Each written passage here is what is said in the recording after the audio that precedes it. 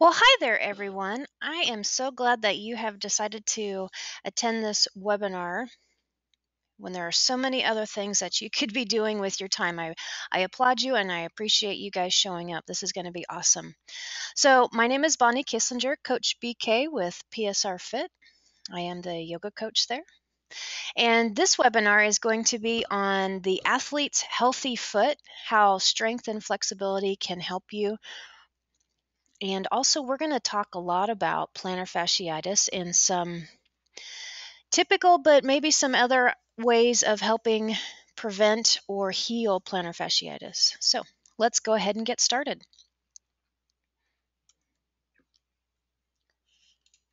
A little bit about me. I am a 500-hour certified yoga instructor through Yoga Alliance. I have been studying and practicing yoga for 10 plus years now. I'm a certified health coach, mechanical engineer by degree. I've been spending a lot of time specializing in yoga as therapy, kind of from the standpoint of my mechanical engineering mind. So that's kind of how I'm presenting the yoga to you today, as far as an avenue of identifying and working on some of the imbalances that we have. I'm also a triathlete. I have completed all distances, including Ironman. My focus is on the functional body, how we can help to rebuild, restructure the body on a functional level. And a little bit personally about me, I am a mom of 3 boys. I'm an adventure addict. I will do anything that's up to reasonably dangerous. So I hope that I'm talking to lots of people that like to get out there and move and shake, and I hope that my experience and training can help you to dodge some of these odd and irritating issues that come up when things get out of balance. The reason why I'm talking today with you is I'm very passionate about helping people to gain or maintain balance. I started this kind of passion when I was a high schooler. I started playing soccer when I was 5 years old, and I played soccer all the time. I lived and breathed it. And when I was a senior in high school, I had a scholarship to go play soccer. However, I also couldn't walk up and down stairs because my left hip hurt so bad that it would give out. And the diagnosis that they gave me at the time stopped me from playing soccer. I lost my scholarship. They didn't send me to PT, nothing was done. So that kind of derailed me for many years. I took a hiatus from exercising for quite a long time, and through some fun and interesting stories, I actually got back into triathlon and jumped right in my second year of triathlon. I went and did an Ironman. So that was fun and interesting. I'd been doing yoga in between then, and the yoga is really what helped me to finish my Ironman and be completely surprised that my hip didn't hurt at all. So that's my story, and my training and experience are mostly centered around that. I'm very passionate about getting with the younger people to help maybe dodge that bullet, and then with the older to help restructure and provide you with the body, help you to get to where the body can do whatever you want it to do. So we're going to talk about the foot first, kind of some overall anatomy. We're not going to go in depth with this. This is just giving you things to look at, words to Google, some ideas to understand. I'm not a medical doctor, and we're not going to go into real deep depth here. We're just going to kind of look at it as a whole overall. So the bones here are what you can see what put the structure of the foot together. The heel bone, the tibia, you know that the tibia is the weight-bearing bone of the leg. And then we move to soft tissue. I put these pictures in here to give you an idea of how complex it is, all the working parts going on. And there's this idea in yoga and in functional work within the body that we need to address the parts as a whole instead of, addressing one thing. And there's another concept that I'm going to repeat within this webinar is that where the pain is at might not necessarily be where the issue is at. A lot of times plantar fasciitis falls directly into that. The bottom of the foot hurts, but that's not actually where the problem lies. Yes, it hurts there and we need to address it a little bit, but if you have a tight soleus, tight calf, and that's what's really contributing to your plantar fasciitis, all the rolling out of your foot, it might help a little bit, but it's not going to actually fix the problem. So I hope within this webinar you get some ideas that go along with those lines of thought. Another picture of the anatomy of the foot, more soft tissue. This is just to provide you with information that you can go back and look on. Again, notice how complex everything is, how things cross over, how some of the attachment points go around the ankle bones where we can get inflammation and whatnot. And then the arch.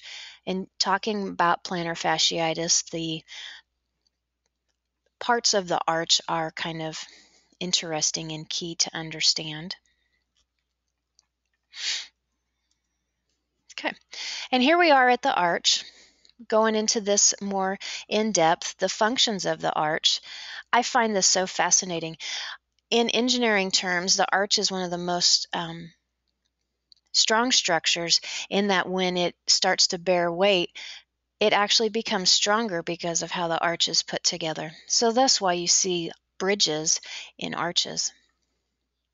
So the function of the arch are weight bearing. The tibialis comes down on top of the ankle bones, and the arch functions as a shock absorber. As we step, jump, whatnot, it distributes forces of weight throughout the foot. And then the other function of the arch is propulsion. So the arch is so fascinating.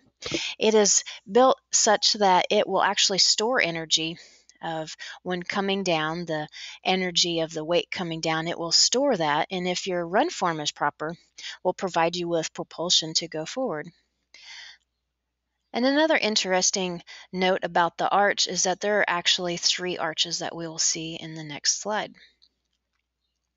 So here are the 3 arches: the medial, the lateral, and the transverse. You can kind of look at the foot picture there. There are so many things going on with the foot, and it provides so much maneuverability that the body has designed the foot with the 3 arches in this way. Makes it more complex. Understanding the transverse arch, how it goes across, and perhaps thinking in your mind, while there needs to be space for all the bones within the transverse arch, why too narrow of shoes can be a problem sometime if we're squishing that arch together. So common running issues that we see: heel pain, dealing with plantar fasciitis, the inflammation and over tightness of the plantar fascia. Tendonitis of the Achilles tendon, that's where he's too tight, rubs against the heel bone. Stress reactions. Stress reactions are very interesting. We have fascia everywhere. Fascia is connective tissue that holds everything together, attaches to bones. Fascia is very smart and has a lot of nerve endings, and it's tougher to stretch than the tendons, ligaments, and muscles. That's why it holds everything together. It has to take longer to stretch than all the others. And you can get some of the stress reaction is where it's kind of maybe pulling on a bone or whatnot because you have some imbalances going on and things aren't quite right. So stress reactions can be quite painful. They're not as bad as stress fractures, but they certainly can lead to the next thing, which is stress fractures. A lot of times we experience those in the tibia due to weight bearing, due to imbalances. Maybe in the heel, you can get a stress fracture there, or within the ankle bones themselves. Of course, we get ankle sprains. Sometimes our ankles aren't strong as a whole. A good example of that would be, the arch is such an important feature within the ankle that if you have an arch that is a little bit weaker or ankle muscles that are weaker and you pronate, you can experience sprains, perhaps when you're trail running or whatnot. Blisters, shin splints, and nerve impingement. Nerve impingement is interesting in that the nerves run through all that. If you look at those past pictures, you can see how the nerves kind of run through things, and due to inflammation and adhesions, or maybe things being too tight, the nerves can get impinged. I experienced this a number of years ago on the inside of my heel bone. It would buzz with my heart rate like you had a phone on vibrate. Very interesting. If I experienced that, I knew that I really wasn't stretching well enough and that I was heading towards more of the stress reaction, and if I hadn't gotten all of that in check, to stress fracture. So they're all connected. And what's really super awesome about this list and what's coming up next is that all of the work that I'm going to give to you, the strength work and the flexibility work, can work to address all of these issues. So that's mighty fun. Okay, the nutshell on plantar fasciitis. So the plantar fascia is very complex. It has fibers that go multiple directions to function with the foot and the three arches. And we can generalize plantar fasciitis as a repetitive injury due to, running or walking, if you have too tight of hamstrings or whatnot and you continue to run, or your run form is such that you don't allow the heel to drop and you keep the foot kind of flexed and the plantar fascia gets tight. Pain and inflammation of the plantar fascia is what we're experiencing with the pain. Sometimes the pain is at the beginning of the run. When things get loosened up, the pain goes away, and then you experience pain afterwards, and certainly after getting out of bed or maybe sitting and resting, and the soft tissue becomes short again. Plantar fasciitis can be worse when running on hard surfaces or perhaps in sort of the lower heel drop shoes. Okay, common causes of plantar fasciitis. Low arches due to insufficient shock absorption. If you have kind of weak feet, your foot is meant to do the shock absorbing, but due to lots of different things, we get to being older and the arch not working well. You can also get plantar fasciitis from having high arches due to the tightness of it. And if you have high arches, you certainly do need to support those arches.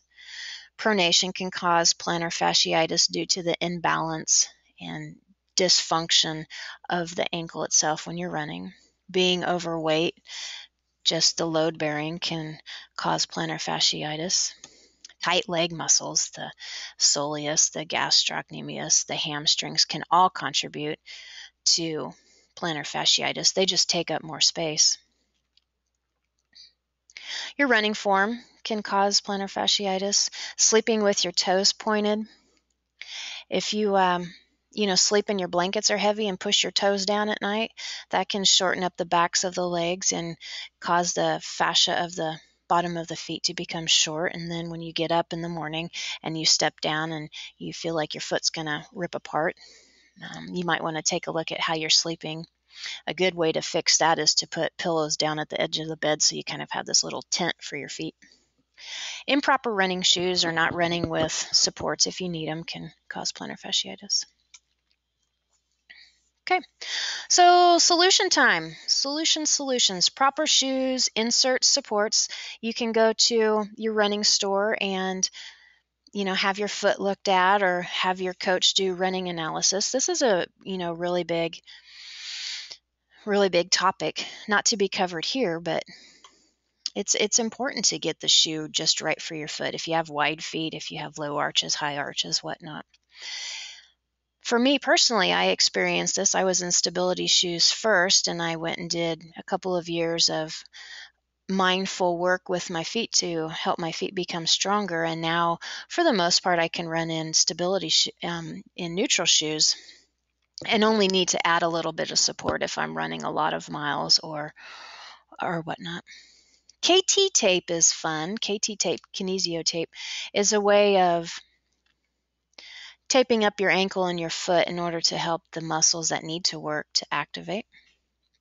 Ice and rest for plantar fasciitis. We've all known this, to ice the inflamed parts and to rest.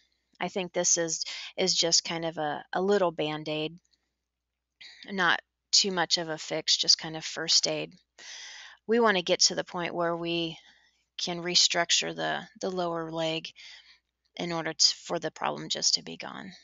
Okay, ART, pinky ball, anti-inflammatory oils, and lengthening of the kinetic chain and strength activities. We're all going to talk about those in depth coming up. So, ART. If you haven't experienced ART, ART is phenomenal and is a must for athletes. It's called active release technique. You have to have a super smart degree. You can't just be a massage therapist and do ART. So chiropractors are generally can be ART providers.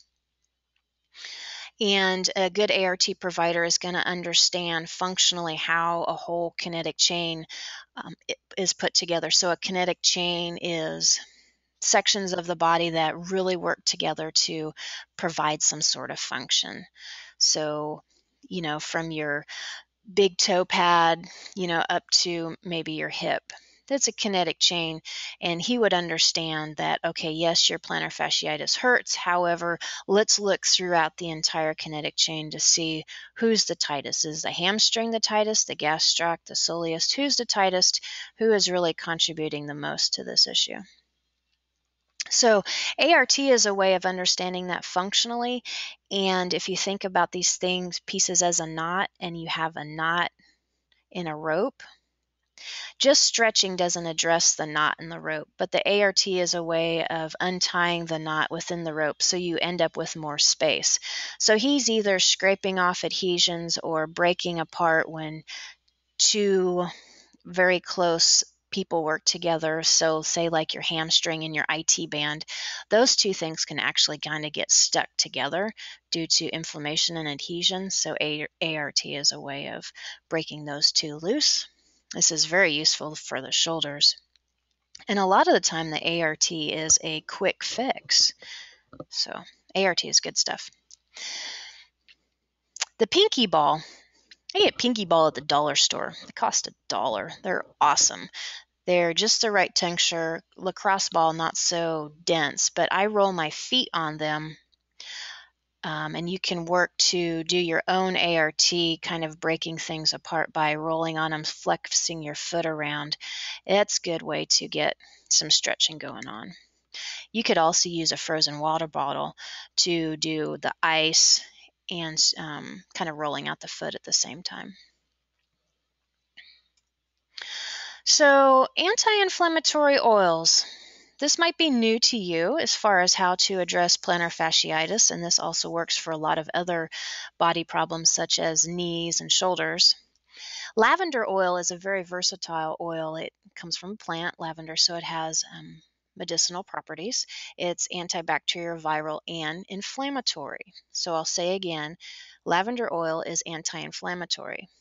It can address inflammation on a topical level, kind of like the tiger balm idea.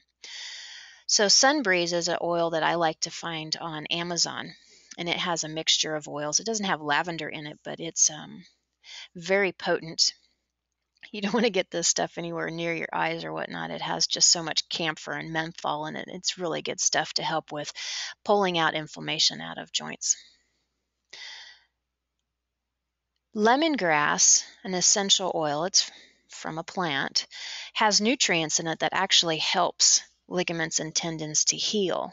So I have blends that I give my athletes and clients for their shoulders, their knees, and their feet. So with lemongrass and lavender in it, and you can just mix that up with a massage oil and keep that around and massage that on. So not only is the oil good for you, but the activity of massaging is really good. Knees and shoulders and feet, sometimes they heal a little bit slower because they don't have a lot of blood supply. And so when you're massaging, you increase blood supply. So you're taking away waste products and you're helping refresh the area with fresh oxygen. And that is a great way of promoting healing. Okay, so we're moving on to kind of how strength and flexibility, how yoga can help with plantar fasciitis. I hope that you guys are getting the idea that plantar fasciitis is in it itself, yes, it's an issue, but it's kind of a whole body kind of issue. Your feet aren't the problem. unless you're flat-footed, and yes, then the foot's the problem. But plantar fasciitis is really coming from tightness elsewhere.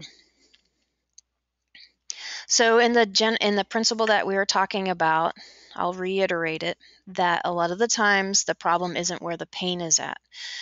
So this pose here, downward facing dog, this is an excellent pose with the proper cues to put the whole thing together. With downward facing dog, you put the whole posterior kinetic chain together. The posterior chain starts at the big toe pad and it travels all the way up your legs, through your back, all the way up to your skull, to your eyebrows. That's how far the posterior kinetic chain, all the fascia, works together to keep this whole back together. So when you're doing downward facing dog correctly, you can work on the pieces individually or as a whole. So cues for downward facing dog. I'm just going to run through these really fast just to give you an idea of kind of what you can get out of your yoga pose if you pay enough attention. And this is why they say that if you're bored in your yoga practice, you're probably not paying attention close enough, your teacher's not giving you good enough cues, or it's just there's a lot to be had in your yoga practice. So, and how you can continue to learn regardless of how long you've been doing it. So, downward facing dog, the tight hamstring people can always keep their knees bent in order to make it a little bit better on the back. And there's a principle that we learn about synergistic muscles. Hamstrings and quads work together. So in your downward facing dog, if you're contracting your quads, your hands have to turn off. They both can't be on physiologically. You use the abs to bring your chest to your thigh. This will turn your back off and help your back to relax and lengthen out. Using your abs to also lift your sit bones up higher to the ceiling will help your lower back and kind of the sacral hamstring area release. Talking about the feet specifically, lifting the toes in downward facing dog, they might not lift, but the act of trying to lift them up engages the front part of the legs, so then the back part of the legs have a better chance of relaxing. So then you move on to the next idea of maybe the heel sinking down to the ground. I know this is a lot, and this is why you do the yoga practice over and over and over again, and once you get one of these or two of these, then you move on to the next one. You can shift your weight back and forth in your downward facing dog and kind of shift your hips around to get different parts of the calf. Downward facing dog's a really good pose too, in that it's an inversion, so your head is lower than your heart, which has added benefits as well. So this is a video that I made specific on plantar fasciitis, a variation on pyramid pose. It works on the posterior kinetic chain as well. And so let's take a gander of this on what we're actually talking about.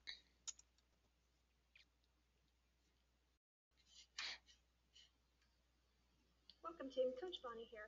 I'm going to show you some secrets in pyramid pose that are going to help you with your plantar fasciitis, with tightness in the soleus, with the whole back part of the leg. So remember, pyramid pose kind of, looks like this, right? And first off, one of the things that we kind of do wrong with pyramid pose is that a lot of people practice like this, and so you miss activation of the back part of the leg. So we're going to toes mostly forward and this here, and then the leg straight. So pyramid pose is kind of like this. And what we want to learn how to do with this back leg is to press the heel down, bring the toes up, keep that arch lifted up, press the back heel down while bending the knee actively. It's hard to do, but that's how you bring the stretch down into the soleus. So I'm going to turn around and I'm going to show you how I stretch mine after a race or whatnot, against the wall or against a car. It's one of the best stretches that I have found for kind of pulling all of this together. So I'll do it on both legs. I'm pushing with my hands, keeping it nice and strong. And so with my back foot, and you might need to bring it up a little bit, notice that I'm not collapsing down like this. So my foot is active. can see that my arch is working and my toes are lifted. So what you want to do is I'm pushing into my back heel. This is almost very light. And I'm pushing my heel down with my leg muscles. I keep that action going, and then I bend my knee. Your heel will pop up, so learn how to get it back down and then bend the knee. So this is one way to get down into this calf muscle. Once you have all of that, then you can really push into that back leg, stretch forward. And that's a way to get down into the soleus. Tight soleus leads to or adds to the plantar fasciitis issue. So on the opposite leg. So you can see that stretch, you can do that stretch anywhere. You can do that stretch in your kitchen, you can do that stretch after a race, you can do that stretch during the race. You can kick it up a notch by, if you're out running, you can put your foot on a curb and practice that same idea. So you learn the kinetic way of doing it on your yoga mat. Practice it. Really pay attention to how you get the posterior tibialis working, the anterior tibialis working, and then the soleus and the calf have a better chance of releasing. So strength is always the key. I learned this when I tore up my shoulder digging a hole, and I didn't stop training. I tore up my AC joint, and I was working with a chiropractor ART guy who's very good. And we didn't stop swimming. He would tell me when I needed to rest up, but we learned the balance of continuing to swim but doing PT work. And my shoulder didn't heal up until this concept came up when I stopped stretching and I started working on strength, like 4 times a week doing PT work. So sometimes that's what it takes, is really focusing on and finding what is the strength missing for you, and then dedicating yourself to that to help yourself restructure the body, help your body to heal. So in yoga, Warrior 2 is an excellent way to learn some kinetic lessons and to bring some strength into certain parts. So we're going to talk about foot strength here. If you look at the picture of Warrior 2, Warrior 2 itself is a balance of length and strength, but there's a lot of strength to be had, thus the Warrior name. So the front foot, you can see how the front foot is very stable, and when you're putting it all together, that front leg is very strong, and it's an excellent way to work on glute strength, which happens to be one of the reasons why we have a lot of foot issues and a lot of running problems, is our glutes aren't either strong enough or firing correctly. And so you can learn how to do this in your yoga practice where it's a little bit easier. The back foot in Warrior 2 gets a lot of strength as well, learning how to lift the toes throughout, having that be a habit, learning how to draw the arch up, and then learning how to keep the arch up due to the angle of the back leg. That leg actually pushes the arch down. So you learn how to engage different muscles in a different way in order to keep the arch up. And then that's like just doing drills in the pool. We're overemphasizing something, this back foot in Warrior 2, overemphasizing the use of the arch muscles and how to maintain it. So then you memorize it, it becomes a habit. And then when you go to run or whatever you're doing, the body is incorporating that and the habits change. So there's a kinetic lesson to be learned. So a little bit more in depth on Warrior 2, some of the cues that you'll hear. I want to move just straight on to the video that I made for you guys here. Okay. Hi there, CoachBK with a 1-minute yoga snack, Warrior 2 to strengthen the feet. So we're going to get started. Warrior 2, you know, is a long stance and the right foot stays forward. It's pretty square. Before you move, square that foot up. See how I've lifted the toes? I've already engaged my arch and kind of gotten the lower leg working. And then when I step back, my back foot lands and my toes are lifted. So this is stage 1 of a good Warrior 2 working on the feet. See, I haven't added anything else. And I got my toes lifted and lifted back here. The back leg is critical and the best way to develop this strength because your leg bone kind of pushes the arch down. So you really have to work.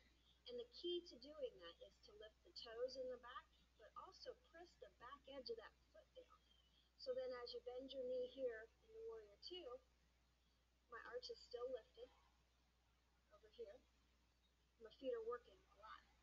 And then we finish up Warrior Two like this. You can add more into Warrior Two by, I'm going to loosen my arms just for a moment, lifting the heels up just a tiny bit. The first one, see how I lifted it up, you could hardly tell. And then the back one, lift it up, hard can tell. So it's a lot of core work, but my feet are really working to keep myself in this pose. So back to Warrior Two. I'm going to step up. I'm going to show you what it looks like on the other side. So again, before you move, you lift your toes, you square that foot up. And when you step back, nice log stance. You get that arch lifted up, the toes lifted up in the back. And then as you bend your knee, keep your toes lifted. Try to roll that back edge of your foot down and extend the arms for a Warrior Two. And then on this side, lifting up the front heel, lifting up the back heel, great core work, great footwork, and back down and step up. Warrior Two, excellent pose to work on a lot of different. Okay, so awesomeness. So you can see how you can get a lot out of your yoga practice just by doing some things a little bit differently. Okay. Balancing on the toes. Again, we're with the strengthening the feet. This isn't so much yoga. This is just a really good exercise to do for your feet. So learning how to balance on the toes, and then once you have that, keeping the ankles in control, we are learning how to balance out all of the muscles. I really like these types of activities because they're functionally something that's more realistic. You could go to the gym and you can do all the clams that you want, and you can have strong glutes, but if you're not firing them in a functional way, that strong glute doesn't do much for you.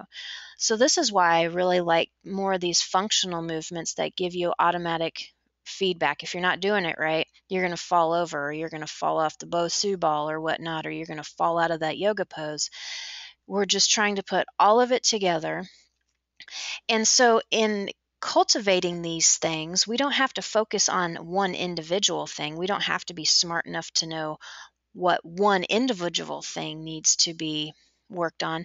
These types of activities, while being fun and interesting, are also working organically to just bring everything up and get everything just right. So when you can do this fun yoga pose and it's not a lot of stress and it's fairly easy, you know that you've kind of restructured your body to work better as a whole instead of one piece at a time. So check this little video out about balancing on the toes. Welcome, Coach Bonnie here. I'm going to show you a simple way to exercise the feet.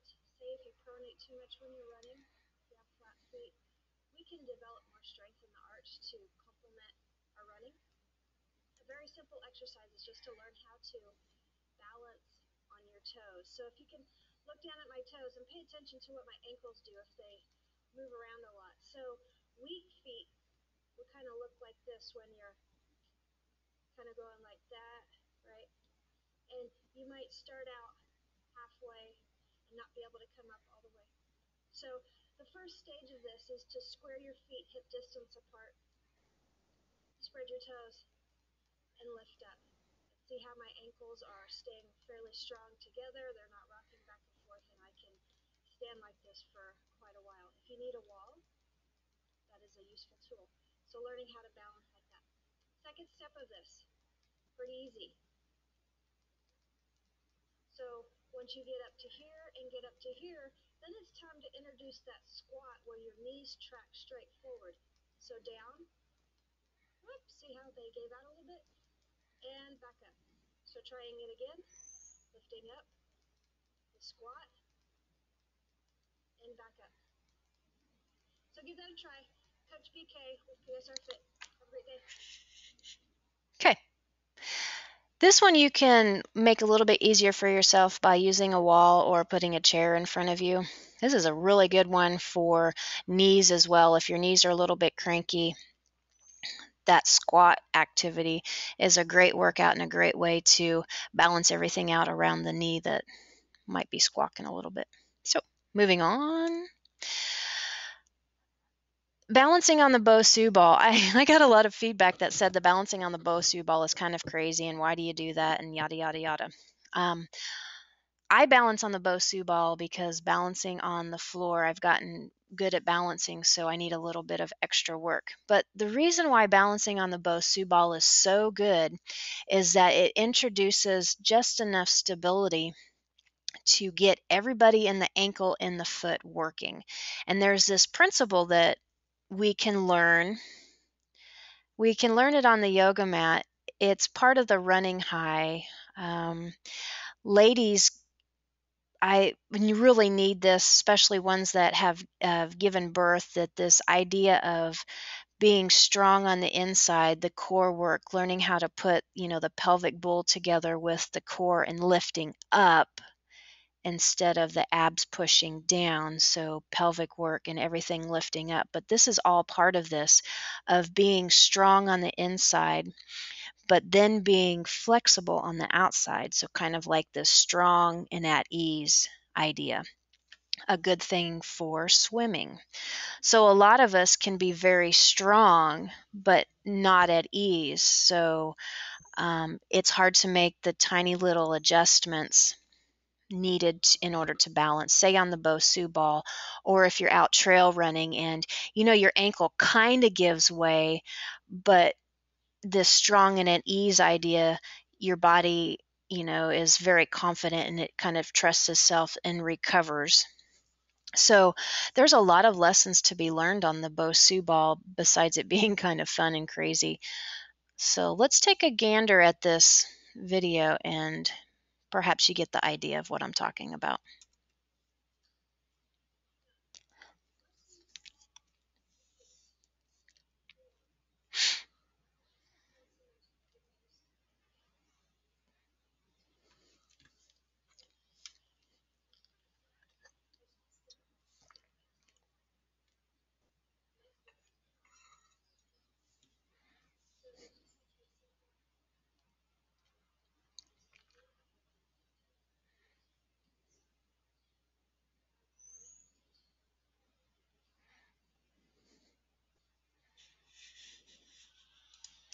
So if I pause the video right there and let's look at the foot that's on the Bosu ball. The Bosu ball is moving around and the core is turned on and lifting you up. So you're kind of lifted up and you're bringing your heart up.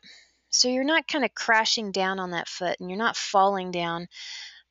And your ankle is strong, your toes are kind of lifted, you're not gripping with your toes. This is not strong and at ease. That would just be like strong and grippy, which you don't gain a lot of balance from that idea. You don't gain that strong and at ease part.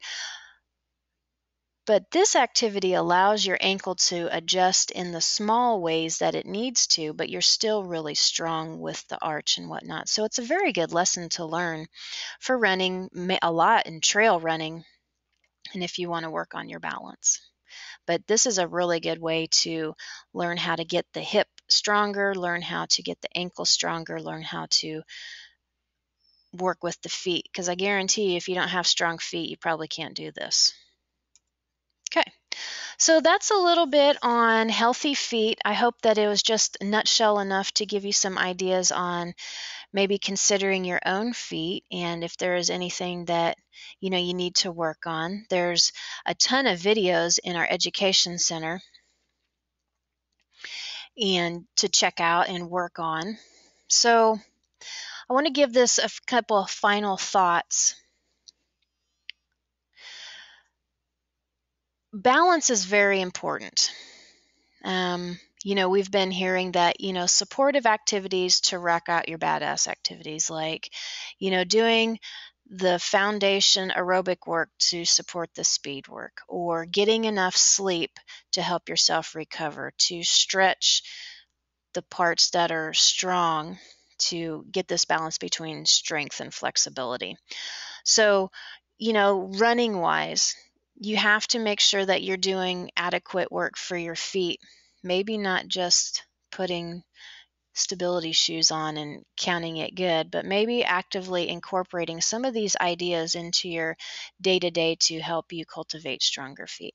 So I'm going to pause the recording and we're going to move on to any questions.